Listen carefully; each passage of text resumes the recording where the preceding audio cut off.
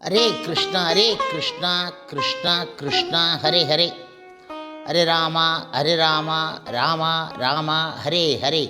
குட்டி கதைகள் 227. இதில் கைகேயின் சூழ்ச்சி எனும் கதை காண்போம். முன்பு ஒரு சமயம் முழுமுதற் கடவுள் மற்றும் பரம புருஷ பகவான் ஸ்ரீ கிருஷ்ணரின் அவதாரம் ஆகிய ராமரின் முடிசூட்டு விழாவிற்கான எல்லா ஏற்பாடுகளையும் நிறைவேற்றிய மன்னர் தசரதர் தமது இளைய ராணி கைகேயியை காணும் ஆவலுடன் மாளிகைக்கு திரும்பினார். அறையில் அவள் காணப்படாததால் திகைப்பு அடைந்தார்.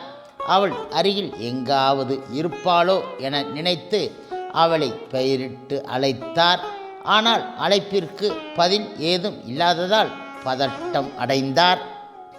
ஏனென்றால் அவரிடம் தெரிவிக்காமல் அவள் என்றுமே அறையை விட்டுவிட்டு வெளியே சென்றது கிடையாது. இறுதியில் கைகேயி கோப அறைக்குள் நுழைந்துள்ளாள் என்பதை பணிப்பெண் ஒருத்தியின் மூலமாக அறிந்து கவலையுடனும் பதட்டத்துடனும் அங்கு விரைந்தார். அறையில் நுழைந்த அரசர் வெறும் தரையில் படுத்து கிடந்த கையை கண்டு அதிர்ச்சியுற்றார். ஆபரணங்களும் மாலைகளும் எங்கும் சிதறிக் கிடக்க தேவலோக அப்சரா ஒருத்தி கீழே விழுந்து இருப்பதைப் போல் அவள் காட்சியளித்தாள். அழகாகவும் இளமையாகவும் திகழ்ந்த கைகேயை அரசர் தமது உயிரினும் மேலாக கருதினார். அவளை இந்த கோலத்தில் கண்டதும் பெரும் வேதனையும் கலக்கமும் அடைந்தார். அவளுக்கு முன்பாக மண்டியிட்டு அமர்ந்த அரசர் தமது ஆசை நாயின் முகத்தை அன்புடன் வருடியபடி விசாரித்தார். ஓ அன்புள்ள கைகேயி, உனக்கு என்ன நிகழ்ந்தது? உன்னுடைய துயரத்திற்கு காரணம் என்ன? எதுவாயினும் சரி, அதை தீர்த்து வைக்க நான் சித்தமாக இருக்கின்றேன். நான் உன்னிடம் தகுந்த அக்கறை காட்டவில்லையா? உனது சக்களத்திகள் யாராவது உன்னுடன் வாக்குவாதத்தில் ஈடுபட்டு விட்டார்களா? யாராவது உன் கோபத்தை தூண்டும்படி ஏதேனும் அசம்பாவிதத்தை ஏற்படுத்தி விட்டார்களா? ஓ அன்பானவளே, நான் உனது கட்டுப்பாட்டில் உள்ளவன் என்பதை தெரிந்து கொள்வாயாக. உன்னை மகிழ்விக்கும் முயற்சியை என்னால் என்றுமே தவிர்க்க முடியாது. ஆகையால் மனதில் இருப்பதை வெளிப்படையாக கூறுவாயாக. உனக்கு தொந்தரவு அளிப்பது எதுவென்று சொல்வாயாக. அதிகாலை பணியை ஆவியாக்கும் சூரியன் போல் உனது துயரத்தை நான் போக்குகிறேன் என்றார் அவர். மன்மதனின் காதல் அம்புகளால் துளைக்கப்பட்ட மன்னர் தசரதர் ரஜோகுண உணர்ச்சிகளின் உந்துதலுக்கு அடிமையாகிவிட்டார். அரசரின் சொற்களை கேட்ட கைகேயி தனது குறிக்கோள் நிறைவேறிவிடும் என உறுதியாக நம்பினாள். சிறிது நேர மௌனத்திற்கு பிறகு கைகேயி பதிலளித்தாள். ஓ, என்னை யாரும் மரியாதை இல்லாமல் நடத்தவோ அவமதிக்கவோ கிடையாது. ஓ பிரபுவே, என் மனதில் உள்ளதை உங்களிடம் கூறுகின்றேன். இருப்பினும் அதற்கு முன்பாக நான் விரும்பும் எதையும் நிறைவேற்றுவதாக எந்தவித தயக்கமும் இல்லாமல் நீங்கள் எனக்கு உறுதி அளிக்க வேண்டும் என்றாள் அவள். கைகேயி மன்னர் மடியில் சாய்ந்து இருக்க மாமன்னர் தசரதர் மிருதுவாக அவளது கலைந்த கேசத்தை வருடியவாறு கூறினார். ஓ ராமனை தவிர வேறு எவரையும் நான் இவ்வளவு அதிகமாக நேசிக்க கிடையாது என்பது உனக்கு தெரியும். உனது கட்டளை எதுவாயினும் அதை நிறைவேற்றுவேன் என ஆணையிட்டு கூறுகின்றேன். தயக்கமின்றி வேண்டியதை கூறுவாயாக. தவறாமல் அதை நிறைவேற்றுவேன். நான் எப்போதும் உனது விருப்பத்தை நிறைவேற்றுபவன் என்பதை தெளிவாக அறிந்து கொள்வாயாக. உன்னை மாட்டுவது எதுவென்று இப்போது கூறுவாயாக. அவர் மும்முறை உத்தரவாதம் அளித்த பின்னர் கைகேயி தனது கணவன் முற்றிலும் கைக்குள் இருப்பதாக உறுதியுடன் நினைத்தாள். ஓ, தனது மகன் எனும் பாரபட்சத்தினால் எழுந்த கொழுந்துவிட்டு எரியும் ஆசையால் உந்தப்பட்டு ராணி பின்வரும் கொடுமையான வார்த்தைகளை அறிவித்தாள். ஓ 12 ஆதித்யர்களும் 11 ருத்திரர்களும் 8 வசுக்களும் 2 அஸ்வினி குமாரர்களும் சாட்சியாக இருக்கட்டும். மேலும் சூரியனும் சந்திரனும் இரவும் பகலும் 4 திசைகளும் சாட்சியாக இருக்கட்டும். கந்தர்வர்களும் இராட்சசர்களும் பித்திருக்களும் பூதகணங்களும் பிசாசுகளும் மற்ற உயிர்வாளிகள் அனைத்தும் இப்போது இதற்கு சாட்சியாக இருக்கட்டும். அற நெறிகளை பின்பற்றுபவரும் உண்மைக்கு உறுதுணையாக இருப்பவருமான ஒப்பற்ற எனது தலைவன் என்னுடைய விருப்பத்தை நிறைவேற்ற உறுதி அளித்து உள்ளார் என்றாள் அவள். ஓ அன்புக்கு உரியவரே, தேவர்களுக்கும் அசுரர்களுக்கும் நடந்த போரில் ஒருமுறை நீங்கள் படுகாயம் அடைந்து மரணத் தருவாயில் இருந்தது உமக்கு நினைவு இருக்கின்றதா? அப்போது நான் பணிவிடை செய்து உம்மை உயிர் பிழைக்கச் செய்தது நினைவு இருக்கின்றதா? அதன் காரணமாக தாங்கள் எனக்கு 2 வரங்கள் அளிப்பதாக உறுதி அளித்து இருந்தீர்கள். ஓ பெருமைக்குரிய மன்னரே, அந்த 2 வரங்களையும் தவறாமல் இன்றே எனக்கு அளித்து இட வேண்டும். இல்லையென்றால் இன்றே உயிரை துறந்து விடுவேன். எனது வேண்டுகோள் இதுவே. முதலாவதாக, நீங்கள் ராமனுக்காக செய்துள்ள மாபெரும் ஏற்பாடுகளை கொண்டு பரதனை பட்டத்து அரசனாக்க அரியணையில் அமர்த்த வேண்டும். இரண்டாவதாக, ராமன் இன்றே தண்டகாரண்ய வனத்திற்கு சென்று அடுத்த 14 ஆண்டுகள் மர உரியையும் மான் தோலையும் உடுத்தி கொண்டு வனவாசம் மேற்கொள்ள வேண்டும் என்றாள் அவள்.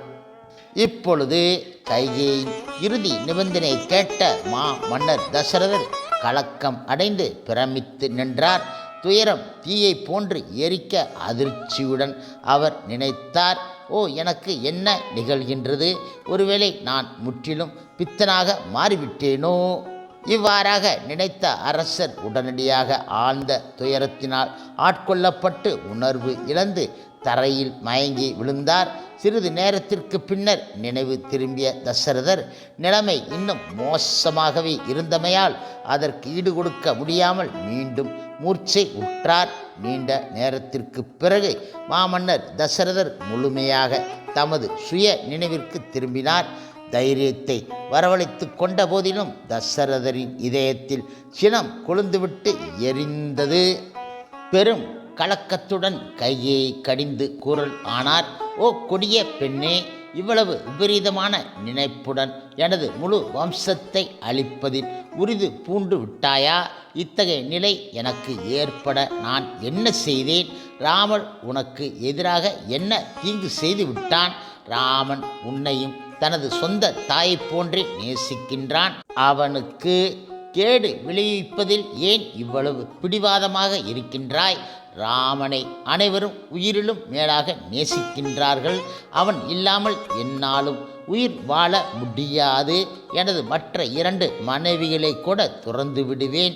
ஆனால் ராமனை என்னால் பிரிந்து இருக்க முடியாது என்றார் அவர்.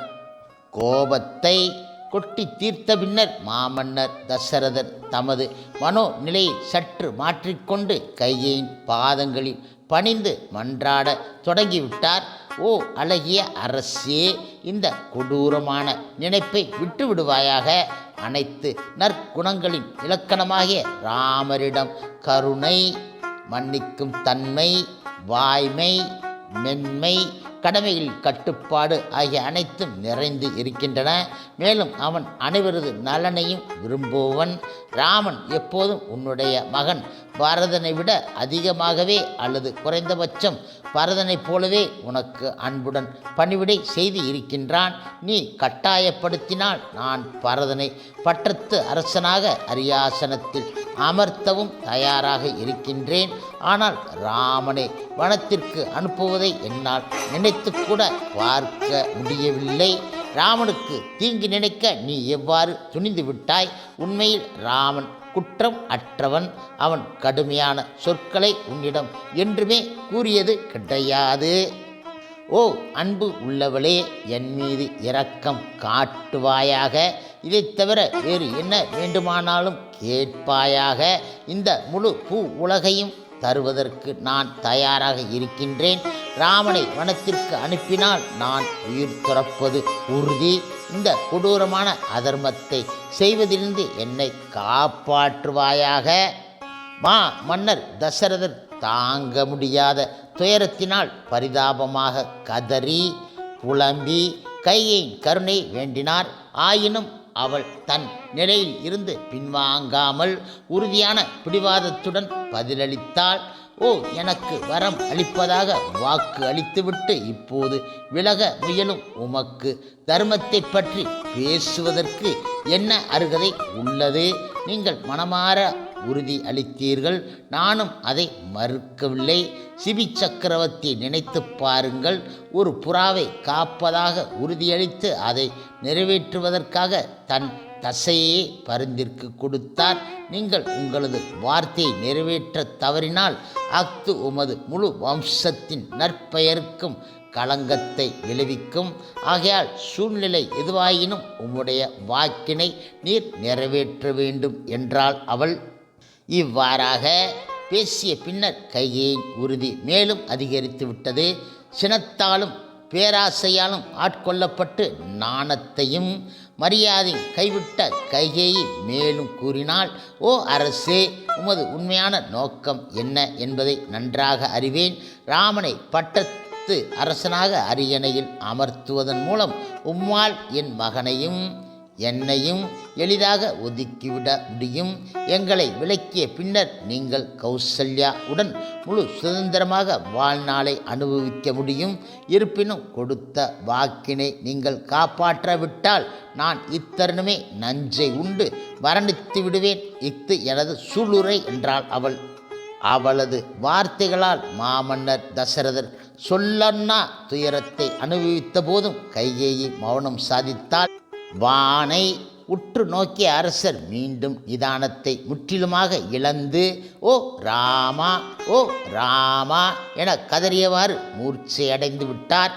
சிறிது நேரம் கழித்து சற்று நிதானத்தை பெற்றவுடன் மன்னர் தமது மனைவியை நோக்கி வினவினார், ஓ தவறான வழியில் செல்பவளே, இந்த வெட்கக்கேடான இழிச்செயலை யார் இடமிருந்து கற்றுக்கொண்டாய்? பரதனுக்கு முடிசூட்ட தீர்மானித்தாலும் ராமன் இன்றி பரதன் அரசாட்சி ஏற்க மாட்டான் என்பது உனக்கு தெரியாதா? இந்த இழிவான செயலை செய்ததற்காக மக்கள் என்னை பற்றி என்ன நினைப்பார்கள்? மனைவியின் மீதுள்ள மிகுந்த காம வெறியினால் செல்ல மகனை காட்டிற்கு அனுப்பிய காமுகராஜன் செல்கின்றான் என எள்ளி நகையாடுவார்கள். அத்தகைய சூழலில் எவ்வாறு மகிழ்ச்சி நிலவுமென நினைக்கின்றாய்?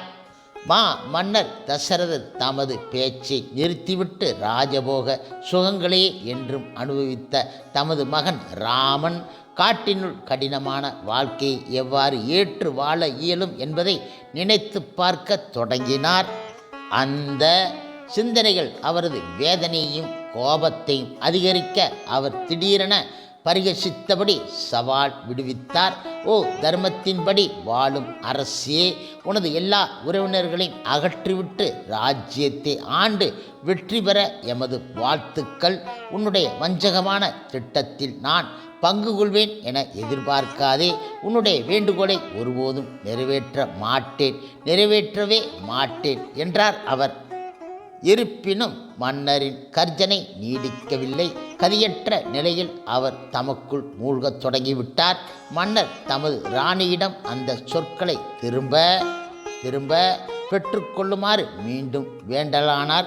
ஓ தயகூர்ந்து நீ கூறியவை அனைத்தும் திரும்ப பெற்றுக்கொள்வாயாக. இவ்வாறு கூறியவுடன் அவர் மீண்டும் உணர்வு இழந்து விட்டார். நினைவு திரும்பியதும் மன்னர் தசரதர் மீண்டும் கையை கடிந்து கொண்டார். ஓ பெண்கள் எவ்வளவு துஷ்டமானவர்கள்! அவர்களிடம் சுயநலம், கொடூர மனப்பான்மை, பிடிவாதம் ஆகியவை இயல்பாகவே இருக்கின்றனவோ? எல்லா பெண்களும் இவ்வாறு இல்லாவிட்டாலும் பரதனின் தாயான உன்னிடம் இவை உறுதியாக நிறைந்து இருக்கின்றன. உன்னுடைய வஞ்சகமும் பொறாமையும் நிறைந்த வேண்டுகோளை என்றுமே நான் நிறைவேற்ற மாட்டேன். நீ உன் விருப்பத்திற்கு ஏற்றவாறு கதறலாம், விஷத்தை குடிக்கலாம் அல்லது என்னை மிரட்டலாம். ஆனால் ஒருபோதும் நான் ராமனை புறக்கணித்து காட்டிற்கு அனுப்ப மாட்டேன் என்றார் அவர். அழுது கதறியதால் தசரதின் கண்கள் சிவந்து விட்டன. குரல் கேட்பதற்கே பரிதாபமாக இருந்தன.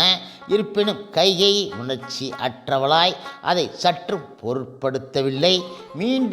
மீண்டும் அவர் அவளிடம் கெஞ்சினார். ஆயினும் அதில் ஒரு பயனும் இல்லை.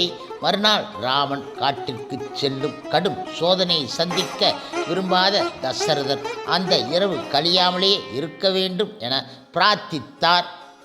இருப்பினும் கைகேயி அவளது தீர்மானத்தில் திடமாக உள்ளாள் என்பதை உணர்ந்த மாமன்னர் தசரதர் மீண்டும் நம்பிக்கை இழந்து மூர்ச்சை அடைந்து விட்டார். ஒரு புறம் தசரத மாமன்னர் கைகேயியுடன் வாதம் செய்த தருணத்தில் வசிஷ்ட முனிவர் பட்டாபிஷேகத்திற்கான ஏற்பாட்டினை செய்து முடித்தார். நட்சத்திரங்களின் நாயகனான சந்திரன் பூச நட்சத்திரத்தில் பிரவேசித்தவுடன் பட்ட அபிஷேகத்திற்கான புனிதமான நேரம் வந்துவிட்டது. அரசரின் மாளிகைக்கு செல்லும் வழியில் உள்ள தெருக்கள், வீடுகள் என அனைத்தும் கொடிகள், தோரணங்கள் மற்றும் மலர் மாலைகளால் அலங்கரிக்கப்பட்டு இருப்பதை வசிஷ்ட முனிவர் பார்வையிட்டார். அதுபோன்றே எம்பெருமான் ராமரின் வருகை எதிர்நோக்கிய மக்கள் வாசனை திரவியங்கள் தெளிக்கப்பட்டு இருந்த தெருக்களில் கூட்டமாக ஆர்வத்துடன் காத்து இருப்பதை கண்டார். குதூகலமான மக்கள் கூட்டத்தின் ஊடாக மற்ற முனிவர்கள் பின்தொடர வசிஷ்டர் அரண்மனையின் நுழைவாயிலை அடைந்தார்.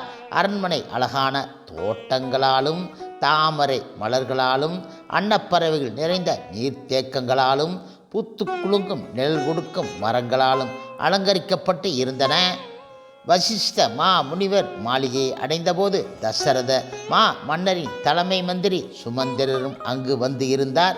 வசிஷ்டர் சுமந்திரர் இடம் கூறினார், நான் வந்து இருப்பதை அரசருக்கு தெரிவிக்கவும் புனித நதிகளின் நீர் நிரம்பப்பட்ட தங்க பானைகளையும் யாகத்தின் போது ராமர் அமர்வதற்கான புனித மரத்தினால் செய்யப்பட்ட விசேஷ ஆசனத்தை கொண்டு வந்து இருக்கிறேன்.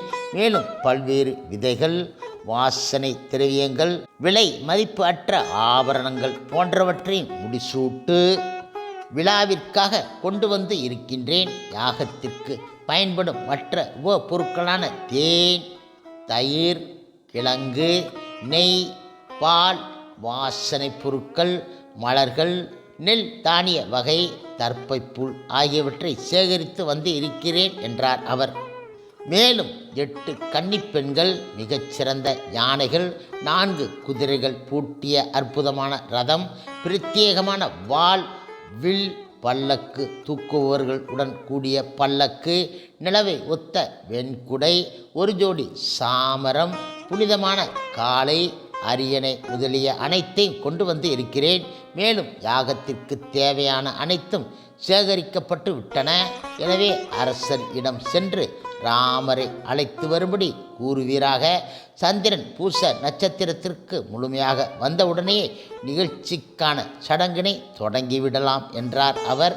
அரசரின் மாளிகைக்குள் நுழைந்த சுமந்திரர் வெகு விரைவில் தசரதரும் கைகேயும் அமர்ந்திருந்த அறையை அடைந்து விட்டார். அரசருக்கும் அவரது மனைவிக்கும் இடையே நிகழ்ந்ததை அறியாத சுமந்திரர் மகிழ்ச்சியுடன் காணப்பட்டார். மன்னரோ தமது மகிழ்ச்சியை நிரந்தரமாக இழந்து இருந்தார்.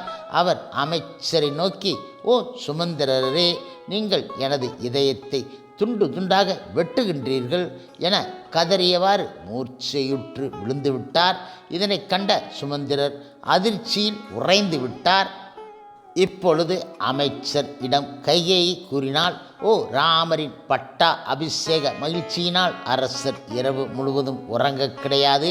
நினைவு திரும்பிய அரசர் உடனே ராமரை அழைத்து வரும்படி சுமந்திரருக்கு கட்டளையிட்டார். சுமந்திரர் ராமரின் மாளிகையை அடைந்தார். சீதையும் ராமரும் இருக்கும் இடத்திற்கு அவர் அழைத்து செல்லப்பட்டார். வெண் தாமரை மாலையும் தங்க ஆரங்களும் பகவான் ராமரின் தெய்வீக திருமேனியை அலங்கரித்து இருந்தன. சேவகர்கள் பலர் அவரை சூழ்ந்து கொண்டு சாமரம் வீசினார்கள். பல வகையான பொருட்களை மிகுந்த பக்தியுடன் பரிசு அளித்தார்கள். அப்போது அவர் பரம புருஷ பகவான் விஷ்ணுவை போல் தோற்றமளித்தார். உண்மையில் பரம புருஷ பகவான் விஷ்ணு அவரே.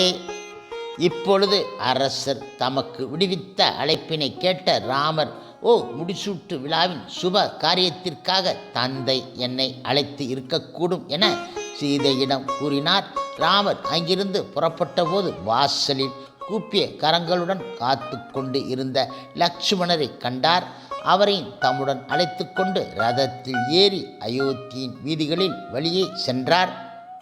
வழி நெடுக ஆரவாரம் செய்த குடிமக்கள், இசை வல்லுநர்கள் உடன் இணைந்து ராமரை புகழ்ந்தார்கள். அவர் எங்கு சென்றாலும் அங்கிருந்த மக்கள் தங்களது விழிகளை அவர் இடமிருந்து விலக்கவில்லை. உண்மையில் அவரை கண்ட கண்கள் வேறு எதையும் காண விரும்பாது. இதுவே ராமரின் இயல்பான குணம்.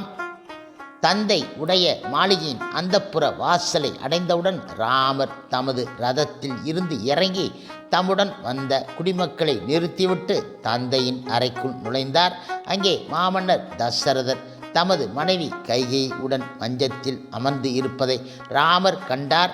அரசரின் முகம் உற்சாகம் இழந்து கவலையால் வாடி இருந்தன. ராமர் மன்னரை அணுக மன்னரால் மகனை நேரடியாக பார்க்க கூட முடியவில்லை.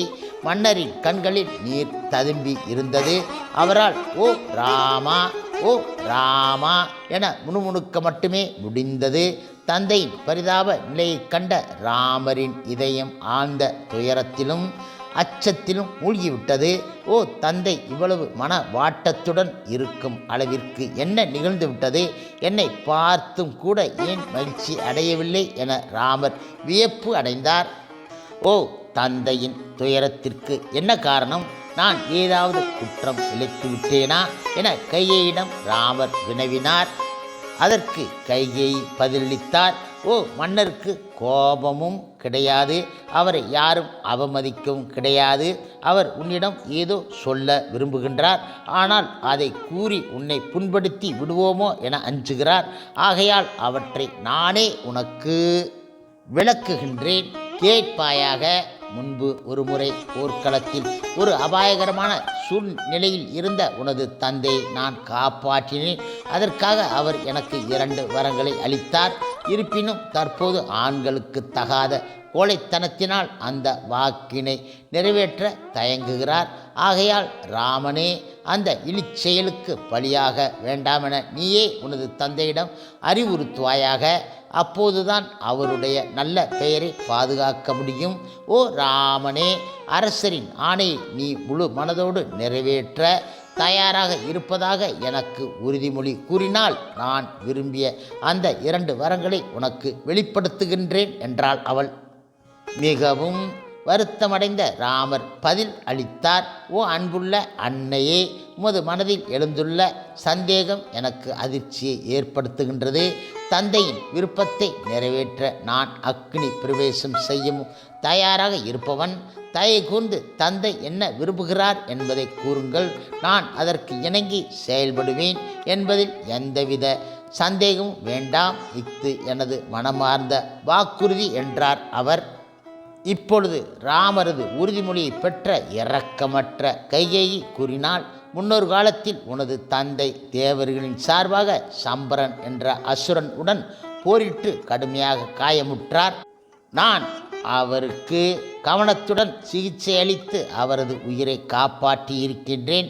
அதற்கு நன்றிக்கடனாக அரசர் தன்னிடமிருந்து 2 வரங்களை ஏற்குமாறு வேண்டினார். நானோ பிற்காலத்தில் தேவை ஏற்படும் போது அவற்றை ஏற்பதாக கூறியிருந்தேன். தற்போது அந்த 2 வரங்களை உபயோகித்து கொள்ள விரும்புகின்றேன்.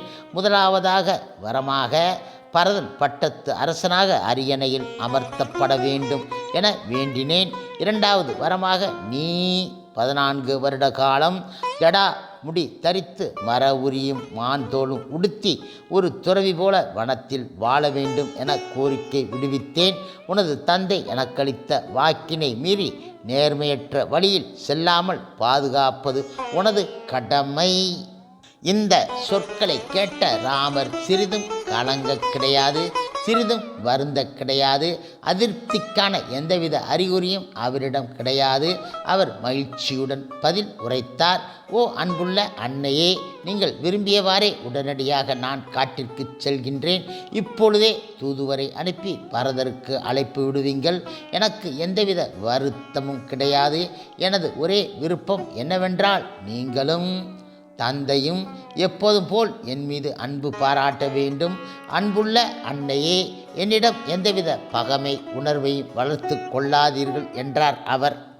அப்போது கைகேயி மகிழ்ச்சியுடன் உரத்த குரலில் கூறினாள். ஓ சிக்கல்கள் தீர்ந்துவிட்டன. எமது சகோதரின் இருப்பிடத்திற்கான தூதுவனை அனுப்பி உடனடியாக என் மகனை வரச் செய்யுங்கள். ஓ ராமா, நீயோ ஏற்கனவே கூறியபடி சற்றும் தாமதிக்காமல் உடனே காட்டிற்கு செல்ல வேண்டும். இதுவே எனது விருப்பம். தந்தையை பற்றி கவலைப்படாதே. தற்போது அவர் குழப்பம் அடைந்து இருக்கின்றார். நீ சென்றவுடன் இயல்பான நிலைக்கு வந்துவிடுவார். ராமர் கூறினார், ஓ அன்னையே, தந்தை எனக்கு நேரடியாக கட்டளை இடவில்லை என்பது எனது வருத்தம். இருப்பினும் உங்களது கட்டளையே போதுமானது. அதனை ஏற்று நான் காட்டிற்கு செல்ல தயாராக இருக்கின்றேன். இந்த உரையாடலை கேட்ட மாமன்னர் தசரதர், ஓ என்ன கொடுமை இது, என்ன வேதனை என முணுமுணுக்க மட்டுமே முடிந்தது. கைகேயி பேசி முடித்தவுடன் அரசர் மீண்டும் தரையில் மயங்கி விழுந்துவிட்டார். அப்போது தந்தையை மெதுவாக தாங்கியவாறு ராமர் கைகேயிடம் கூறினார், பேராசைக்கும் காமத்திற்கும் அடிமையாகி இந்த உலகில் வாழ நான் விரும்ப கிடையாது.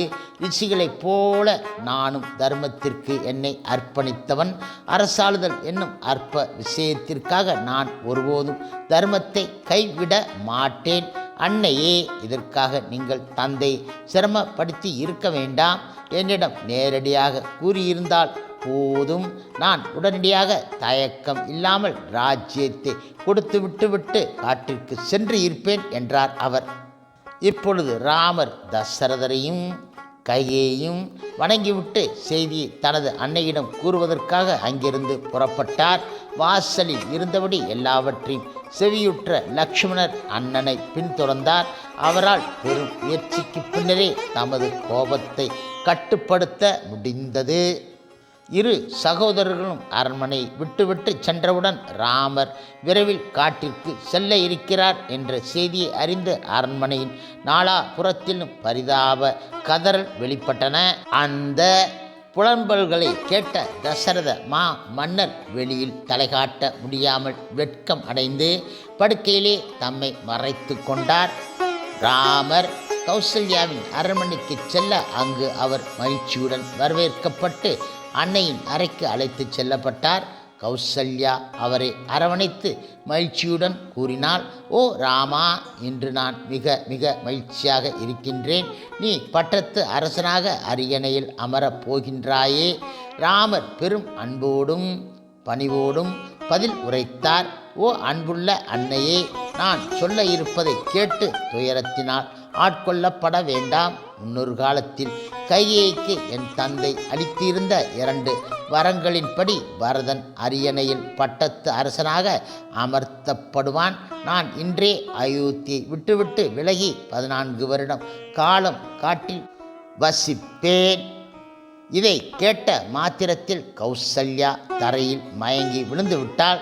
ராமர் அவளை மெதுவாக தூக்கி நிறுத்த அவள் கதறினாள், ஓ எனக்கு இதைவிட பெருந்துயரம் வேறு என்ன நிகழ இயலும்? இதற்கு நான் மலடியாகவே மடிந்து இருக்கலாம். இந்த கொடிய செய்தியை கேட்டதும் நான் மரணத்தை தழுவி இருக்கக்கூடாதா? என்னுடைய சக்களத்திகள் உறுதியாக என்னை இழிந்து உரைப்பார்கள். அவர்களது ஏளனமான பேச்சினால் எனது வாழ்க்கையின் துன்பம் இரட்டிப்பாகும். அதுவரை கோபத்தை கட்டுப்படுத்தி கொண்டு இருந்த லக்ஷ்மணர் இனியும் அமைதி காக்க இயலாதவராக திடீரென கோபத்தினால் உரக்க கத்தினார், ஓ ராமா, தந்தைக்கு வயது முதிர்ந்து விட்டதால் காமத்திற்கு அடிமையாகி பித்து பிடித்தவராக இருக்கின்றார்.